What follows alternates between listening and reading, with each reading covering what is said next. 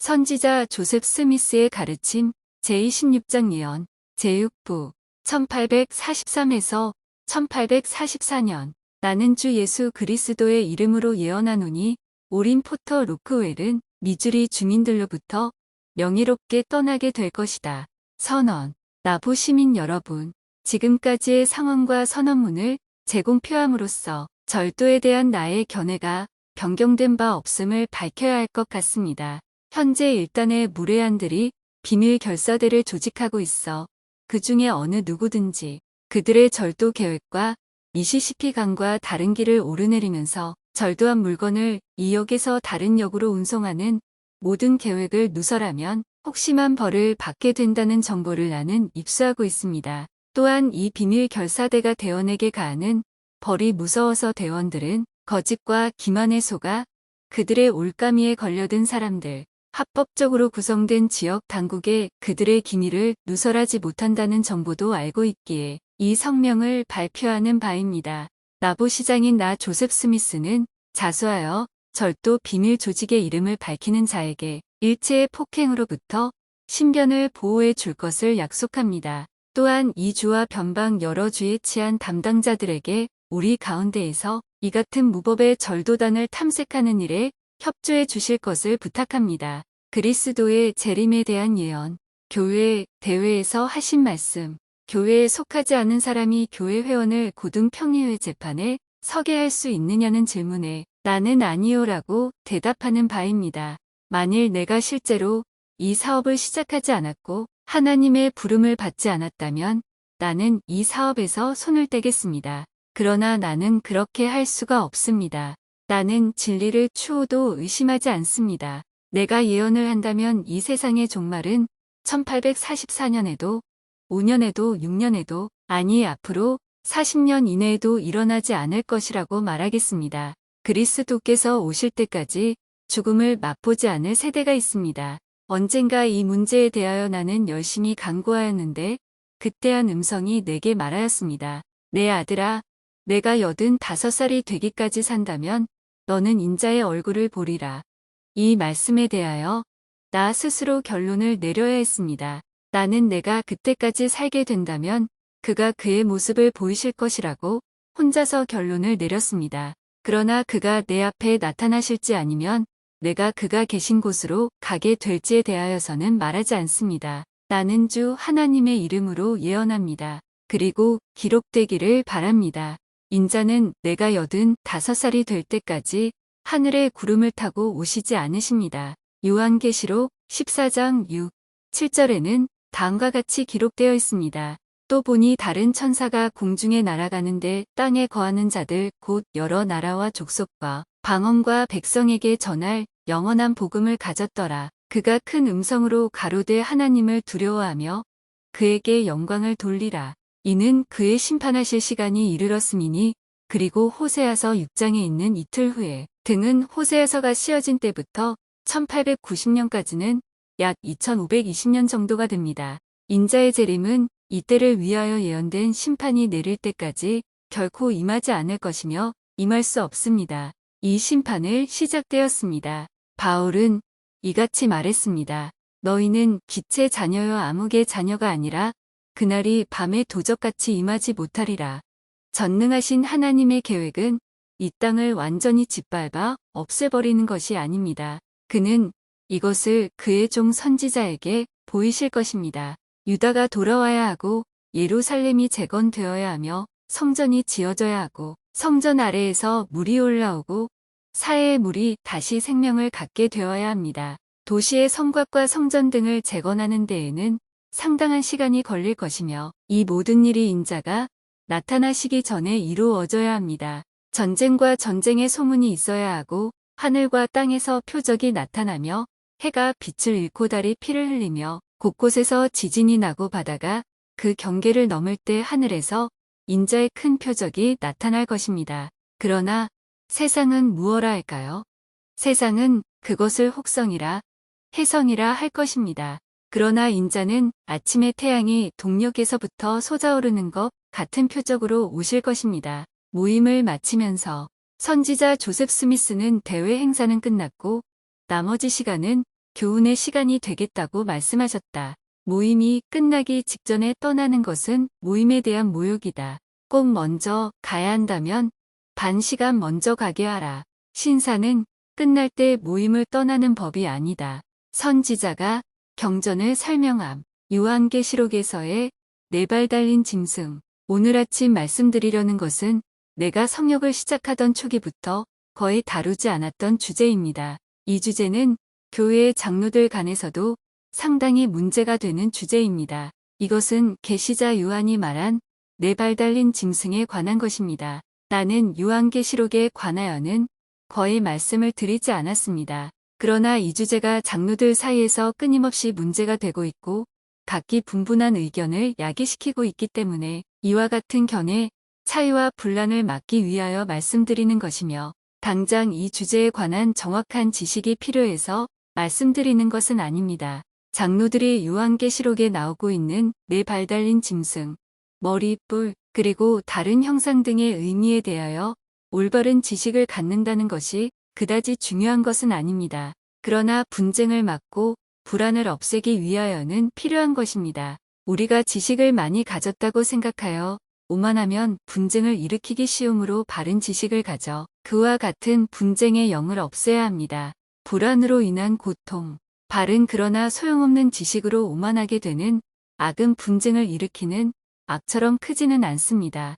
지식은 암흑과 불안과 회의를 없애주기 때문에 지식이 있는 곳에는 이러한 것들이 있을 수 없습니다. 불안처럼 무서운 고통은 없습니다. 이것은 악한 자에게 임하는 형벌입니다. 그들의 회의, 걱정 그리고 불안은 그들로 하여금 슬피 울고 통곡하며 이를 갈게 만듭니다. 지식 안에 힘이 있습니다. 하나님은 가장 큰 지식을 갖고 계시기 때문에 어떠한 존재보다도 강하십니다. 그렇기 때문에 그는 다른 모든 존재를 굴복시키는 방법을 아십니다. 하나님은 만민을 다스리는 권세를 지니고 계십니다. 나는 경전에 언급된 생물과 형상에 대하여 여러분에게 가르치겠습니다. 현재와 같은 상황에서 이 문제가 나오지 않았다면 나는 이에 대해 거론하지 않았을 것입니다. 우리 중에서 현명한 사람 중에 한 분이었던 펠라타이아 브라운 장로가 앞뒤로 눈이 달린 네 발 달린 짐승에 관하여 설교하였는데 이것 때문에 그는 고등평의회 재판을 받았습니다. 고등평의회는 브라운 장로가 네 생물에 관하여 설교한 것에 대해 힐책하고 수정해 주었습니다. 그들이 실제로 브라운 장로의 설교를 수정해 주었는지 약간 의심스럽습니다만 나는 개의치 않겠습니다. 브라운 장로가 나에게 와서 어떻게 해야 좋으냐고 물었습니다. 특별히 거론되는 주제는 요한계시록 5장 8절에 있는 네 생물과 24장로들이었습니다. 책을 취하심에 네 생물과 24장로들이 어린 양 앞에 엎드려 각각 검은고와 향이 가득한 금 대접을 가졌으니 이 양은 성도의 기도들이라. 브라운 장로는 네 생물이 지상의 하나님의 각기 다른 왕국을 나타낸다고 말함으로써 모든 기독교 종파를 어리둥절하게 했습니다. 오늘날 현명하다고 하는 사람들도 그에게 어떠한 조치를 가해야 할지 몰랐습니다. 왜 우리가 잘못을 찾아야 합니까? 종파주의를 채택질하는 일과 돈을 주고 대사장의 신분을 사고 파는 일을 폭로하며 인간에게 진리의 과한 지식을 가져다 주는 것입니다. 가난한 자는 아무 무기도 갖지 않고 싸우는 것보다 공봉을 갖고 싸우는 것이 낫습니다. 브라운 장로는 종파주의를 내리쳤습니다. 거기까지는 좋습니다. 그러나 하나님께서 보다 고상하고 일관성 있는 형체를 사용하여 그의 지상의 왕국을 나타내실 수 있었을 텐데 짐승의 형상을 사용하셔야 했다는 생각에 대해서 나는 고소를 금할 수 없었습니다.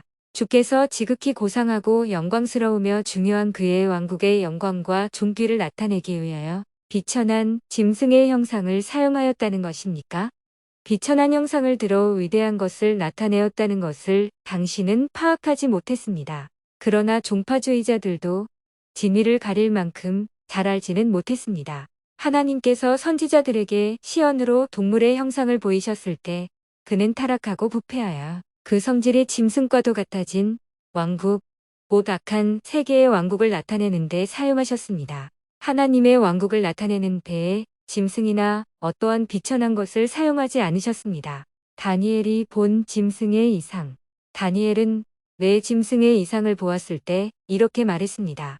내가 그 곁에 모신 자 중 하나에게 나아가서 이 모든 일의 진상을 물음에 천사가 다니엘에게 시연을 해석해 주었습니다. 그러나 이 해석에서 짐승의 형상은 하나님의 왕국과는 아무 관계가 없음을 알 수 있습니다. 언급된 짐승은 세상적인 왕국을 나타내는 것이고 그곳에 사는 주민들은 흉악하고 음란한 자들이었습니다. 그들은 성품이 살인적이고 부패하였으며 유욕적이고 잔악하였습니다. 사자와 곰과 표범과 10발 가진 짐승은 세상의 나라를 나타낸 것이라고 다니엘은 말하고 있습니다. 나의 통찰의 진실성을 입증해 주는 것은 예언서들이므로 젊은 장로들이 벌떼처럼 나에게 달려들어 쏘지 말게 되기를 바랍니다. 나는 그와 같은 벌짐에서 나와 있기를 바랄 뿐입니다. 장래일에 대한 요한의 시현. 고대 선지자들이 본 시연이나 형상과 요한계시록에 있는 시연과 형상들 사이에는 상당한 차이가 있습니다. 요한이 본 시연에는 아담이나 에녹이나 아브라함이나 예수의 시대에 관한 암시가 없습니다. 요한은 다만 앞으로 올 일만을 보았습니다. 요한계시록 1장 1-3절의 말씀은 이 주제의 중심 선고가 됩니다. 예수 그리스도의 계시라. 이는 하나님이 그에게 주사 반드시 속히 될 일을 그 종들에게 보이시려고 그 천사를 그 종 요한에게 보내어 지시하신 것이라. 요한은 하나님의 말씀과 예수 그리스도의 증거, 곧 자기의 본 것을 다 증거하였느니라. 이 예언의 말씀을 읽는 자와 듣는 자들과 그 가운데 기록한 것을 지키는 자들이 복이 있나니 때가 가까움이라. 또한 4장 1절에는 이렇게 기록되어 있습니다. 이 일 후에 내가 보니 하늘에 열린 문이 있는데 내가 들은 바 처음에 내게 말하던 나팔 소리 같은 그 음성이 가로되 이로 올라오라. 이후에 마땅히 될 일을 내게 보이리라 하시더라. 내 짐승과 24장로들은 모든 나라에서 왔습니다. 왜냐하면 그들은 새 노래를 부르면서 이렇게 말하였기 때문입니다. 책을 가지시고 그 인봉을 떼기에 합당하시도다. 일찍 죽임을 당하사 각 족속과 방언과 백성과 나라 가운데서 사람들을 피로 사서 하나님께 드리시고 내 짐승과 24장로들이 모든 나라에서 모여들면 대단히 붐빌 것입니다. 요한이 하늘에서 본 것들은 지상에서 그때 이전에 본 것과는 전혀 관계가 없는 것입니다. 그것들은 반드시 속히 될 일들을 나타내는 것들이었기 때문입니다. 이미 지나간 일과는 아무 관계가 없습니다. 요한은 지상에서 어떤 일을 해야 할 짐승을 보았습니다. 과거의 일을 한 짐승이 아닙니다. 요한이 본 짐승은 앞으로 올 날의 지상의 모든 주민을 삼키게 될 짐승이었습니다. 내가 봄에 어린 양이 7인 중에 하나를 떼시는 그때에 내가 들으니 내 생물 중에 하나가 올해 소리같이 말하되 오라 하기로 내가 이에 보니 흰말이 있는데 그 탄 자가 활을 가졌고 면류관을 받고 나가서 이기고 또 이기려고 하더라. 둘째 인을 떼실 때에 내가 들으니 둘째 생물이 말하되 오라 하더니 이에 붉은 다른 말이 나오더라. 그 탄 자가 허락을 받아 강에서 화평을 제하여 버리며 서로 죽이게 하고 또 큰 칼을 받았더라. 요한계시록은 하나님께서 기록하게 하신 가장 명백한 책 중에 하나입니다. 요한계시록은 하나님의 왕국에 관하여 과거의 것을 이해하게 해주는 책이 아닙니다. 요한이 보고 말하는 것은 모두 그가 하늘에서 본 것입니다. 다니엘이 본 것은 땅에 속한 것입니다. 성경 번역에 대한 이의. 나는 이 문제에 관련된 성구의 번역에 대하여 이의를 제기하려 합니다. 현재의 영문판 성경보다는 히브리의 원전이 훨씬 정확합니다. 선지자들이 한 말의 사실상의 의미와 현재 사용되고 있는 성경과는 큰 차이가 있습니다. 선지자는 짐승을 보았다고 말하지 않고 짐승의 형상을 보았다고 말하고 있습니다. 다니엘은 실제의 곰이나 사자를 본 것이 아니라 그러한 짐승의 형상을 보았던 것입니다. 그러므로 고대 선지자들이 언급하는 짐승은 모두 짐승이 아니라 형상이라고 번역되어야 합니다.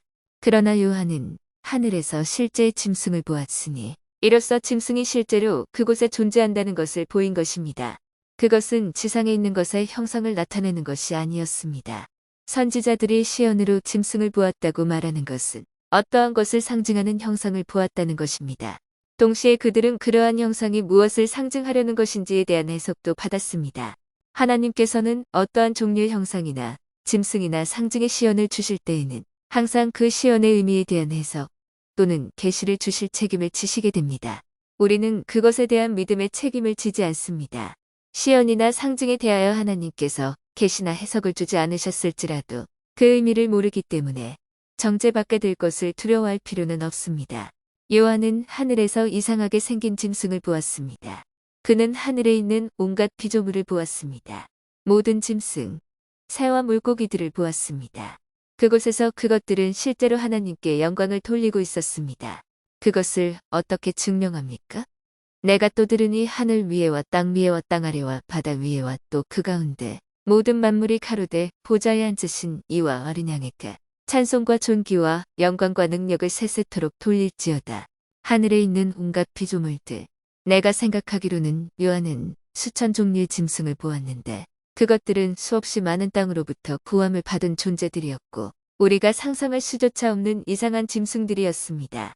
그리고 그 모든 생물들이 하늘에 있습니다. 여기에서 가장 큰 비밀은 요한에게 하늘에 있는 것을 보여주었다는 것입니다. 요한은 하나님께서 그가 만드신 모든 만물, 곧 짐승이나 새나 물고기나 사람이나 모든 것을 구하심으로써 자신을 영화롭게 하신다는 것을 배웠습니다. 하나님은 그것들과 함께 자신을 영화롭게 할 것입니다. 어떤 이는 짐승들의 구원을 믿을 수 없다고 말합니다. 짐승의 구원이 있을 수 없다고 말하는 사람이 있다면 그 사람은 계시가 참된 것이 아니라고 말하는 것과 같습니다. 요한은 짐승들이 하나님께 영광을 돌리는 소리를 들었고 그것을 이해하였습니다. 짐승을 지으신 하나님은 그 짐승들이 하는 말을 모두 이해하실 수 있었습니다. 내 짐승은 그들의 창조의 한도를 채운 가장 고상한 짐승의 네 종류로서 그들은 다른 세계로부터 구함을 받았으니 이는 그들이 완전하였기 때문이며 그들은 그들 종족 간에서 천사와 같은 존재였습니다. 우리는 그것들이 어디로부터 온 것인지 듣지 못하였으며 나도 그것을 알지 못합니다. 다만 요한은 그것들이 하나님을 찬양하고 영광을 돌리는 것을 보고 들었습니다. 오늘날의 유명한 종교가들은 우리에게 이 요한계시록에 언급된 짐승들이 나라를 상징하는 것이라고 말하고 있습니다. 좋습니다.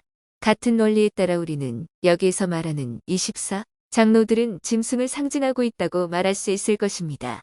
왜냐하면 그것들이 모두 동시에 언급되고 있고 모두 같은 찬양과 헌신의 행위로서 상징되어 있기 때문입니다.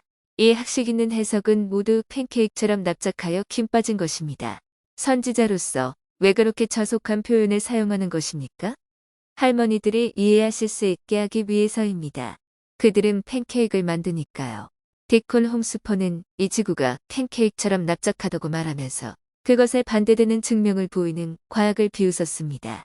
모든 논쟁은 맥 빠진 것입니다. 나는 그것을 나타낼 수 있는 더 좋은 표현을 알지 못합니다. 이 세상은 전문적인 지식과 허위 진술로 가득 차 있으므로 그것을 나는 타도하고 실제로 존재하는 것을 말하려는 것입니다. 앞서 말한 바와 같이 하늘에 있지 않는 것을 증명하는 계시는 없으며 짐승은 짐승 이외의 다른 의미로 사용된 것이 아닙니다. 우리는 계시가 아니면 하나님의 것을 결코 이해할 수 없습니다. 우리는 모든 영원한 것에 대한 의의 견해를 영적인 것으로 만들어 그것을 발표할 수 있을지도 모르나 그렇게 한 것에는 권능이 없습니다. 장로들은 회개를 외치고 하늘의 신비를 말하지 말라. 오, 여러분 이스라엘의 장로들이여, 나의 음성을 들으십시오. 여러분이 복음을 전파하러 세상에 보내졌을 때 여러분은 다만 명령받은 것만을 전파하십시오. 복음을 전파하고 크게 외치십시오. 회개하라 믿으라. 복음의 제일 원리를 외치고 하늘의 신비는 그대로 두십시오. 그리하여 여러분이 쓰러지지 않게 하십시오. 짐승의 시연이나 여러분이 이해하지 못하는 주제에 관하여 다루지 마십시오. 브라운 장로여, 팔마이라로 가면 내 짐승에 대하여 아무것도 말하지 말고 오직 주님께서 전파하라는 회개와 재사유함을 위한 침례만을 가르치시기 바랍니다. 요한계시록 13장 1절부터 8절을 읽어보면 요한은 이렇게 말하고 있습니다. 내가 보니 그의 머리 하나가 상하여 죽게 된 것 같더니 그 죽게 되었던 상처가 나음에 온 땅이 이상히 여겨 짐승을 따르고 어떤 종교인들은 상처 입은 짐승이 느부갓네살이라 하고 또 어떤 이는 무허멧이라 하며 또 어떤 이는 로마 카톨릭 교회라고 말합니다. 그러나 우리는 요한이 이 짐승에 관하여 보았던 것을 앞으로 보게 될 것입니다. 번역자는 악마를 가리켜 용이라는 용어를 사용하였습니다. 요한이 하늘에서 본 짐승이 이것이었으며 요한은 반드시 속히 될 일을 이야기하고 있었습니다. 그러므로 요한이 보았던 짐승은 느부갓네살일 수가 없습니다. 요한이 본 짐승은 실제의 짐승이었으며 실제의 예지를 지닌 존재가 그에게 권세와 부자와 큰 능력을 주었습니다. 이것은 하늘에 있는 짐승을 뜻하는 것이 아니라 마지막 날에 사업을 행할 권능을 가진 하늘의 천사였습니다. 온 땅이 이상히 여겨 짐승을 따르고 느부갓네살이나 콘스탄틴 대제는 제외되지 않습니다. 짐승이 온 땅이었다면 어떻게 온 땅이 이상히 여겨 짐승을 따를 수 있었겠습니까? 모든 사람으로 하여금 이상히 여겨 따르게 하였다면 놀라운 짐승임에 틀림이 없습니다. 하나님께서 악마로 하여금 짐승에게 능력을 주어 지상의 모든 주민을 멸망시키도록 허락하실 때 모든 사람이 이상히 여기고 놀라워할 것이라고 말씀드릴 수 있습니다. 사절에는 이같이 기록되어 있습니다. 용이 짐승에게 권세를 주므로 용에게 경배하며 짐승에게 경배하여 가로되 누가 이 짐승과 같은 용 누가 능히 이로 더불어 싸우리요 하더라. 어떤 이는 이것이 세상 나라를 의미한다고 말합니다. 한 가지 분명한 것은 그것이 성도들의 나라를 뜻하는 것이 아니라는 점입니다. 이것이 세상 나라를 의미한다고 가정해 봅시다. 누가 능히 이로 더불어 싸우리오라는 말로 볼 때 그러한 가정이 어떤 타당성을 가질 수 있습니까? 이러한 영적인 해석이 참되다면 성경의 모든 절마다 모순됩니다. 그러나 그것은 옳지 않습니다. 2절에 나와 있는 용이라는 용어는 잘못 번역된 것입니다. 원어는 마귀를 의미하고 있으며 번역된 용을 의미하지 않습니다. 12장 9절에는 다음과 같이 기록되어 있습니다. 옛뱀 꼭 마귀라고도 하고 이 경우에는 용이 아니라 마귀라고 번역되어야 했습니다. 때로는 아폴리온이라고 번역되어 있습니다. 핵심 단어가 나와 있지 않은 것에 대하여는 그것을 문자 그대로 받아들입니다. 요한이 하늘에서 보고 말하는 짐승은 실제로 하늘에 살고 있었으며 요한계시록에 기록되어 있는 그대로 실제로 지상의 주민을 다스릴 능력을 갖고 있었습니다. 나는 이것을 이스라엘의 장로들에게 열쇠로 줍니다. 독립된 짐승은 인간 세계로부터 떨어져 하늘에서 사는 짐승입니다. 바다로부터 일어나는 짐승은 내가 다니엘의 시언을 이야기할 때 언급하였듯이 짐승의 형상이라고 번역되어야 합니다. 나는 라무스에서의 한 번을 제외하고는 이전에는 이렇게 많은 이야기를 해보지 못했습니다. 그리고 나의 작은 친구 찰스 톰슨과 다시 이야기를 시작하였는데 다니엘의 예언에 대해 얼마나 많은 이야기를 했는지 이제는 목구멍까지 꽉 차 올라와 있는 것 같습니다.